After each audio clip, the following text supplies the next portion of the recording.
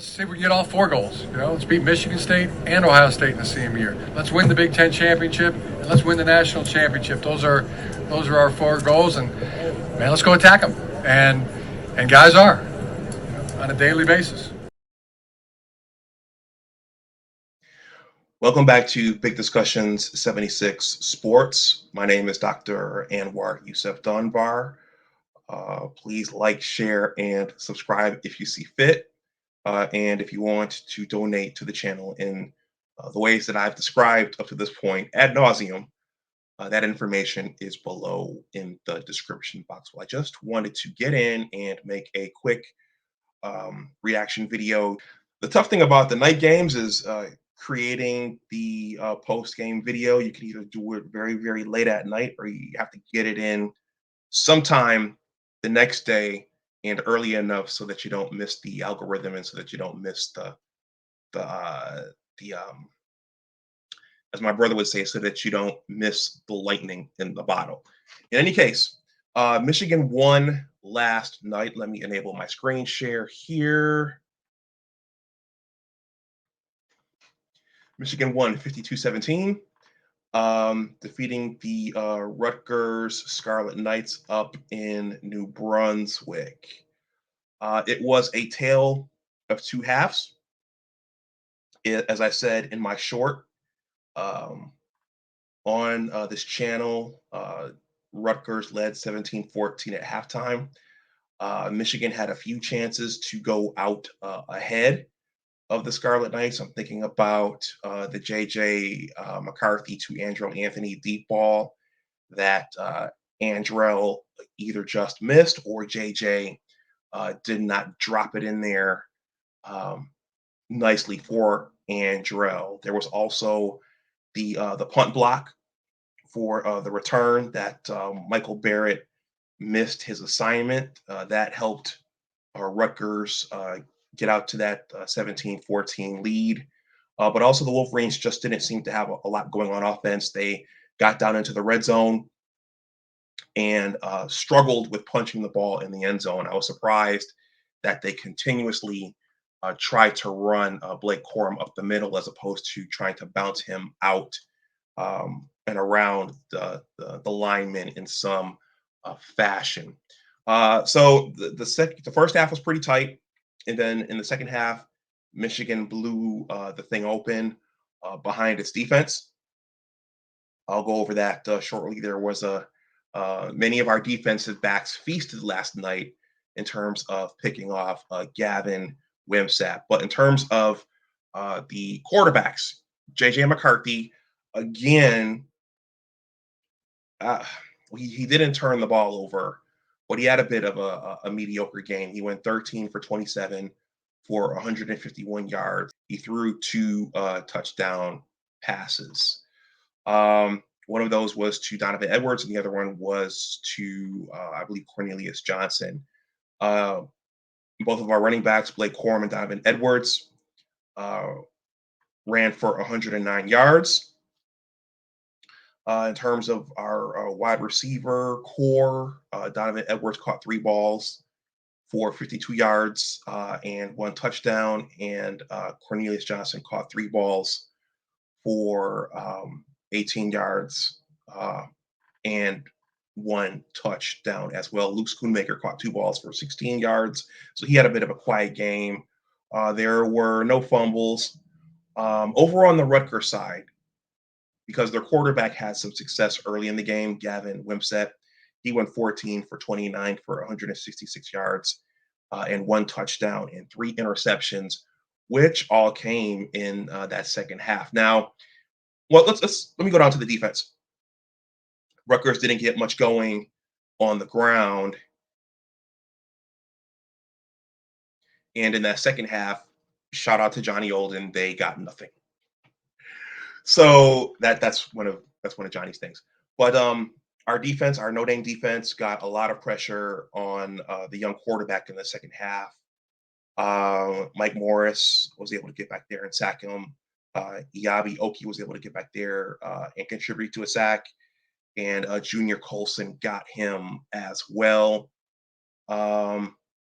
Mike Sainer still led the Wolverines in tackles, and the 3 interceptions came from Michael Barrett, who got 2, 1 return for a touchdown, and our freshman corner, Will Johnson. So it was cool to see him get in there and get an interception because going back to Buckeye Alex, I'm going to get to Buckeye Alex, but it wasn't even certain that Will Johnson would come to Michigan. So it was cool to see him get in there and get that interception. Michael Barrett had a good game. He did miss that punt, the punt protection. He did miss his assignment, and that Rutgers player came through and blocked the punt. Rutgers was able to score off of that blocked punt. And there was another play that I saw where Michael Barrett, number 23, caught my attention. And I think going back to Johnny Olden, I think he pointed this out, the tackling. There was a play where one of the Rutgers players, it was the running back. He was running the ball. He's going up the left sideline, at the left or the right, the left sideline, and it looked like Michael Barrett stopped and watched him advance instead of going to get him and wrap him up. And I've heard other um, content creators, Johnny being one of them, talk about our defensive backs and their lack of aggressiveness when it comes to tackling the opponents. And I think that's something they're going to have to shore up as we get closer to the Ohio State game. I saw another missed tackle back there when Rutgers was driving. I think it was it Moten? Was it RJ Moten? One guy um, didn't wrap the guy up. The other guy bounced off the wide receiver, and he was able to drive it down into the red zone for a huge gain. So there's some things that the defense shut them down in the second half, and I think that's a testament to Jesse Minter's ability to adjust. But I think that there are some fundamental things that our defensive players need to shore up, particularly in the secondary, as we get closer to the Ohio State game. I think our chances. I think the only thing we're missing is the pop.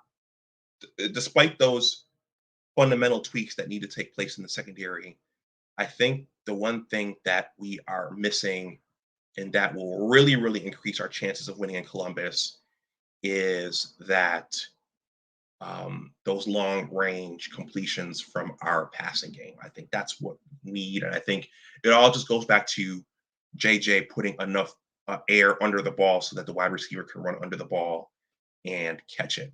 I'm going to take a quick look at some of the other stats here, particularly the team statistics.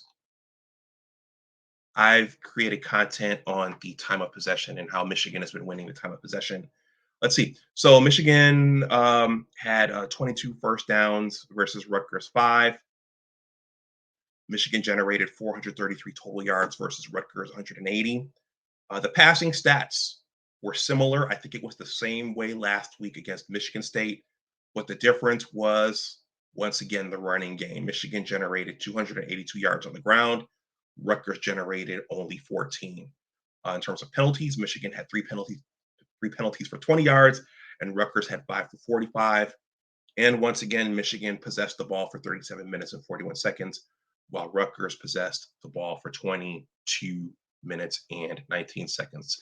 It was a scary first half. Rutgers, it looked like they were really, really going for the upset, and it looked like for at least in that first half that they were going to take this game down to the wire, but the Wolverines separated themselves in that second half and pulled away to the point where there was no concern. So they did what they were supposed to do, and they covered the prediction. Michigan was predicted to win by 3 touchdowns or more, and they did that. So I think the next opponent for the Wolverines, let me see if I can find this really quickly. Here. It's either Nebraska or it is Illinois. And a lot of people are looking forward to that Illinois game. because of their defense. And also, a lot of people are expecting a shakeup in the college football playoff rankings. Alabama lost last night.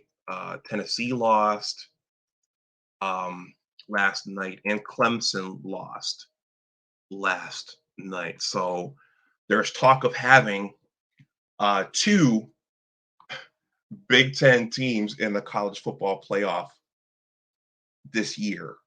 So I don't know that we've ever seen that, but let's not get ahead of ourselves. So Michigan's next opponent is the Nebraska Cornhuskers, which will be at the Big House on Saturday, November 12th at 3:30 p.m.